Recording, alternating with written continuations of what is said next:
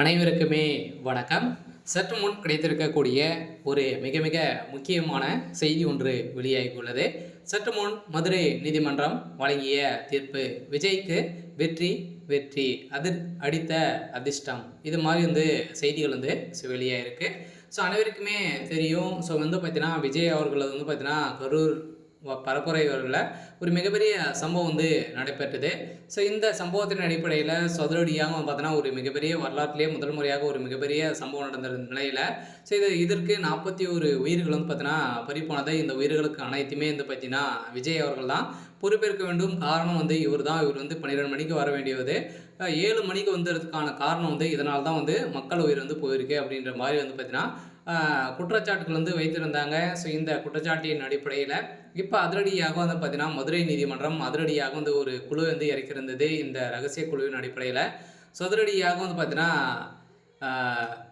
So Vijay அவர்களுக்கு ஒரு மிகப்பெரிய அதிர்ஷ்டம் அடிச்சிருக்கு. சில ஏற்கனவே அனைவருக்குமே தெரியும். ஸோ பார்த்தீங்கன்னா பெரும் அதிர்ச்சியில் இருந்த நிலையில் இப்போ மதுரை நீதிமன்றம் போட உத்தரவின் அடிப்படையில் இதுக்கு அனைத்துக்குமே தமிழக அரசு தான் பொறுப்பேற்க வேண்டும் அப்படின்ற மாதிரி அதிரடியாக போட்ட உத்தரவின் அடிப்படையில் முதல்வர் ஸ்டாலின் அவர்களுக்கு ஒரு மிகப்பெரிய சிக்கலை விட்டுருக்கு. சில அனைவருக்குமே தெரியும். ஆளுங்கட்சியாக இருக்கக்கூடிய திமுக விஜய் அவர்கள் நிறைய விமர்சனங்கள் செஞ்சுருக்காரு. சில இதன் அடிப்படையில் தான் அனைத்துமே ஸோ நடந்திருக்கு அப்படின்றதும் பார்த்தீங்கன்னா அனைவருக்குமே மறைமுகமாகவே தெரியும்.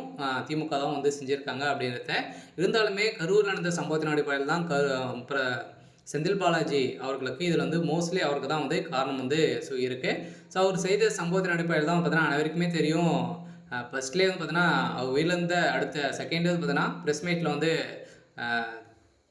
கல்வித்துறை அமைச்சர் அன்பில் மகேஷ் பொய்யாமொழி அவர்களும் செந்தில் பாலாஜி அவர்கள் ப்ரெஸ் மீட் கொடுத்து ஸோ ஒரு மிகப்பெரிய ஆறுதலை கூறியிருந்தாங்க. இருந்தாலுமே அனைவருக்குமே தெரியும் இது நடிப்பா அப்படின்றத மக்கள் அனைவருமே ஸோ இதை கொச்சப்படுத்தி பேசியிருந்த நிலையில் சதுரடியாக செந்தில் பாலாஜி அவர்கள் கூலிப்படையை இறக்கி ஒரு மிகப்பெரிய சம்பவம் செஞ்சிட்டாரு. ஸோ இருந்தாலுமே அவர் இல்லாத அமைச்சராக தான் இருக்கார். இருந்தாலுமே அமைச்சராக ஸோ ஆக வேண்டும் அப்படி ஒரே நோக்கோடு பார்த்தீங்கன்னா இது மாதிரி திமுக சொல்லக்கூடிய அனைத்து செயல்களுமே செந்தில் பாலாஜி அவர்கள் செய்துட்டு வரும் நிலையில் இப்போ அதிரடியாக கரூர் துறையத்தின் அடிப்படையில் இப்போ அவர் செய்த சம்பவம் ஒரு மிகப்பெரிய சிக்கலை சிக்கியிருக்காரு. சில இதுக்கு அனைத்துமே திமுகவுடைய தலைமையகம் கூட்டு சதி தான் இது நடந்திருக்கு அப்படின்னு தான் நிரூபணமாயிருக்கு. இருந்தாலுமே விஜய் அவர்களுக்கு ஒரு மிகப்பெரிய அதிர்ஷ்டம் அடிச்சிருக்கு. ஸோ மீண்டும் அவருக்கு பரப்புரை ஆற்றுவதற்கு நீதிமன்றம் உத்தரவு போட்டிருக்காங்க. சொல்ல பார்த்தீங்கன்னா மீண்டும் உயிரிழந்த குடும்பங்களுக்கும் நீங்கள் சென்று அவங்களுக்கு ஆறுதல் கோரலாம் அப்படின்ற மாதிரியும் நீதிமன்றம் தீர்ப்பளிங்க. இருந்தாலுமே இந்த